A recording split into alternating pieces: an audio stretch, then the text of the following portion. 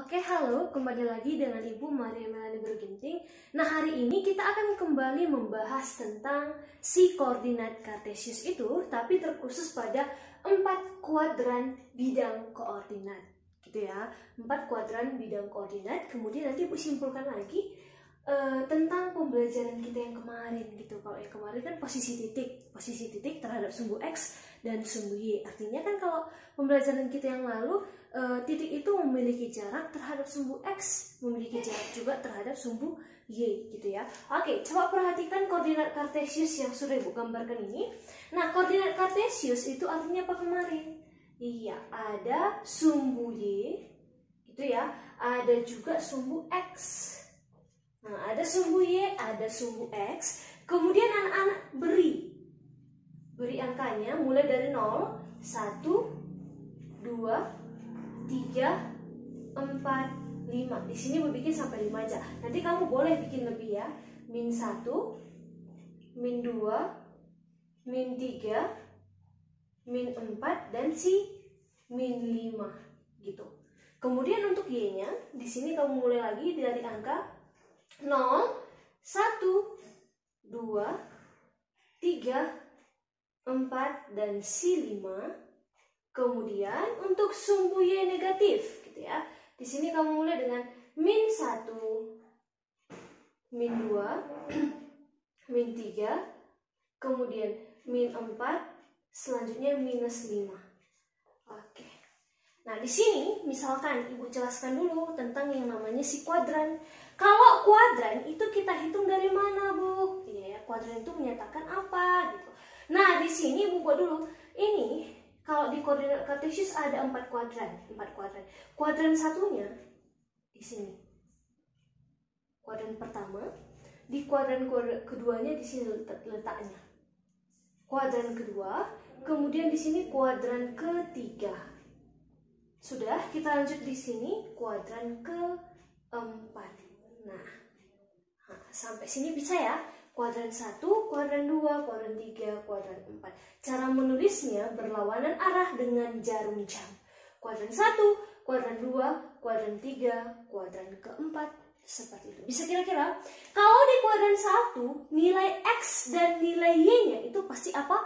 Positif. Jadi di sini bikin, ya, biar kamu nanti bisa paham, X nilainya positif, si Y-nya juga nilainya positif. Gitu. Bisa paham ya? Di kuadran 1 X positif, Y positif. Contohnya bagaimana, Bu? Ya, contohnya coba di sini misalkan Ibu ambil titik 2,5. Ya, 2,5. Nah, berarti di sini Ibu bikin titik A nanti ya. 2,5. Oke. Nah, ini Ibu namanya adalah titik A. Titik A-nya koordinatnya berapa tadi? Ayo sama-sama kita. Titik A koordinatnya tadi adalah X dulu tulis. Absisnya berapa? 2. Ordinatnya berapa? 5. Gitu kan, itu minggu lalu Ibu ajarin ya, absis dan ordinat. Absisnya 2, ordinatnya 5. Tulis dulu X, Y. Oke? 2,5. Betul nggak nilai X-nya positif? Betul. Betul nggak nilai Y-nya positif? Benar. Gitu. Bisa paham ya? Berarti titik A berada di kuadran 1. Titik A berada di kuadran 1 dengan X nilainya 2 dan Y nilainya 5. Gitu. Dan kedua nilainya itu adalah positif. Bisa paham sampai sini ya? Bisa.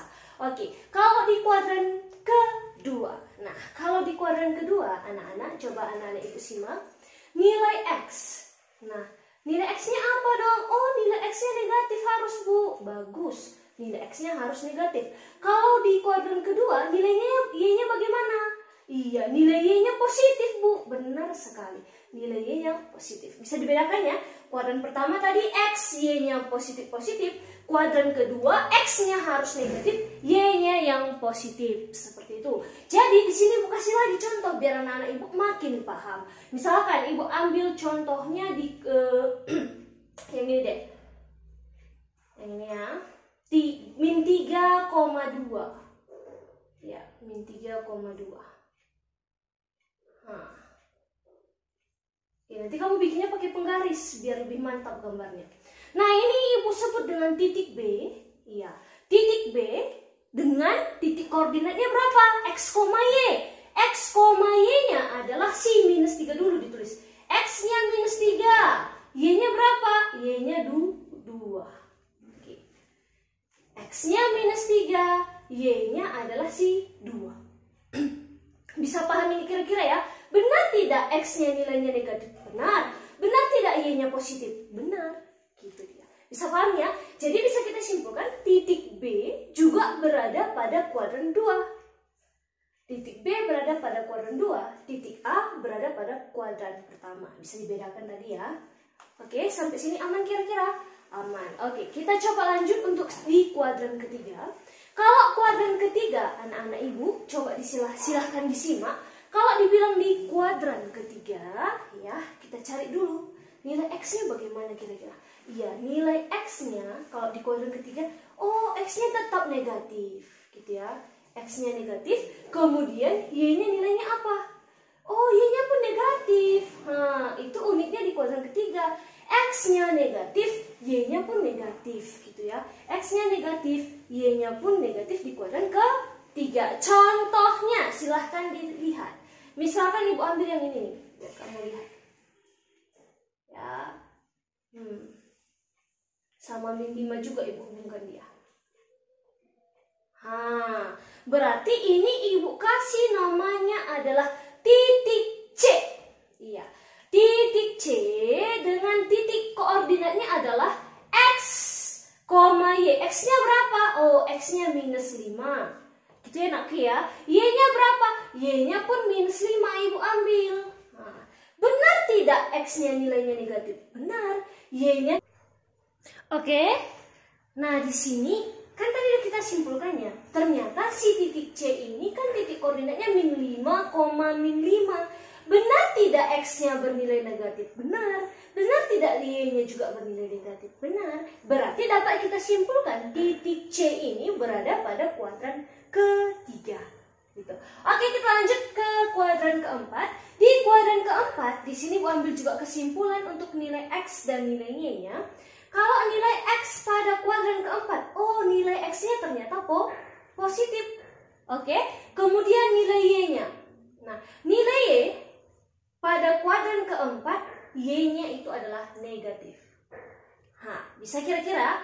Oke, baik. Di sini Ibu ambil contoh yaitu titik koordinat 3, minus 5. Oke, coba diperhatikan ya. 3, minus 5. Berarti ini ibu kasih namanya adalah titik D dengan titik koordinatnya adalah X-nya dulu ditulis aku. X-nya berapa? Iya, 3. Y-nya berapa? Minus 5. Oke, mantap. Berarti benar tidak? Nilai X-nya positif 3, betul. Nilai Y-nya negatif, harus negatif nilai Y-nya. Benar. Berarti dapat kita simpulkan titik D ini berada pada kuadran keempat. Oke, sampai sini bisa paham ya? Bisa. Jadi di sini bisa kita ambil kesimpulannya. Oke, coba diperhatikan ya kesimpulannya. Kesimpulan. Oke, di sini langsung disimpulkan. Nah, Ibu ambil langsung contohnya, misalkan titik D dulu deh. Titik D. Nah, ayo kita sama-sama simpulkan. Pertama, di sini Bu ambil kesimpulannya itu adalah titik D berjarak. Nah, ini kembali ke pelajaran kita yang sebelumnya. Berjarak berapa satuan sih dia terhadap sumbu Y? Titik D berjarak berapa satuan dia terhadap sumbu Y? Berarti jarak titik D ke sumbu Y yang ini kan aku. Berarti jaraknya kan yang ini. Nah, jaraknya yang ini. Bisa kamu hitung kayak cara yang semalam itu. 1, 2, 3. Boleh juga langsung kayak gini. Ini jarak titik D terhadap sumbu Y. Oh, jarak ini kemari kan sama dengan jarak ini kemari. Berapa? 3. Boleh langsung seperti itu. Jadi titik D berjarak 3 satuan. 3 satuan terhadap sumbu apa tadi? Iya, terhadap sumbu Y. Dan, diperhatikan ya, dan berjarak, ayo kita hitung lagi, terhadap sumbu X sekarang ya, titik D berjarak berapa satuan terhadap sumbu X? Oke, berarti jaraknya segini Bu, yang ini. Iya, dari titik ini kemari itu berapa? Oke, kamu lihat. Oh, 5 Bu. Nah, dari sini kemari kan sama itu kan aku. Dari sini kemari dengan dari sini kemari kan sama, berarti 5. Nah, dan berjarak 5 satuan terhadap sumbu X. Oke ya, bisa paham ya. Dan berjarak 5 satuan terhadap sumbu X. Nah, di sini ternyata bikin lagi. Titik D tersebut berada pada kuadran keberapa? Oh, titik D berada pada kuadran keempat. Titik D berada pada kuadran keempat, gitu ya, keempat. Udah selesai. Inilah kesimpulan yang bisa kamu peroleh, gitu. Di sini Bu kasih nih tips and triknya supaya lebih gampang untuk menghitung jaraknya. Nah, kalau kemarin kamu simpulkan sendiri pasti kamu bisa, tapi mungkin banyak anak-anak yang belum menyimpulkannya, jadi simpulkan. Contohnya nih, kemarin masih banyak yang bikin jarak itu nilainya minus lah gitu. Itu masih salah. Kalau jarak nilainya tidak ada yang negatif. Oke, berarti contohnya ini. Nah, ini kan koordinatnya apa tadi? X, si Y. Gitu ya. Nah, X, Y. Ternyata X-nya kan sama dengan 3. Si X3 ini itu menyatakan apa? Menyatakan jaraknya terhadap siapa? Jaraknya terhadap si sumbu Y. Si 3 ini itu kan punya si X ya, menyatakan jaraknya terhadap sumbu Y. Sedangkan si 5 minus 5 di sini nih ya, minus 5 itu menyatakan jarak terhadap sumbu Y, ya kan? Menyatakan jarak terhadap siapa? Kok sumbu Y? Terhadap sumbu X. Kebalikannya nakku, gitu. Si 3 itu menyatakan jarak terhadap sumbu Y, sedangkan si 5 itu menyatakan jarak terhadap siapa? Iya, si 5 ini menyatakan jarak terhadap sumbu X. Nah, itu ya, bisa pahamin kira-kira ya. Oke. Si 3 menyatakan jarak terhadap sumbu Y, 3 satuan terhadap sumbu Y. Sedangkan si 5, tapi ingat jarak itu nggak usah bikin negatifnya. Sedangkan si 5 itu menyatakan jarak terhadap sumbu X. Itu aja kesimpulannya. Kemudian kuadrannya kan kamu udah bisa. Kuadran 1, kuadran 2, kuadran ketiga, kuadran keempat. Seperti itu aja. Bisa paham ya? Oke, sekarang Ibu coba nih yang ini nih. Berarti bisa kita simpulkan titik C berjarak berapa? 5 satuan terhadap sumbu X dan 5 satuan terhadap sumbu Y, dan titik C berada di kuadran ketiga. Begitu juga yang ini. Nah, titik A berjarak 5 satuan terhadap sumbu siapa nakku? Sumbu X, dan berjarak 2 satuan terhadap sumbu Y. Dan titik A berada pada kuadran pertama. Bisa paham ini kira-kira ya? Bisa. Nah, nanti tugasmu kerjakan bukumu ya kan, ada situ Ayo Kita Menalar di halaman 50 sampai 51. Itu kamu kerjakan yang di dalam tabel aja. Gitu. Bisa paham ya? Oke, mungkin sampai sini aja yang bisa Ibu sampaikan.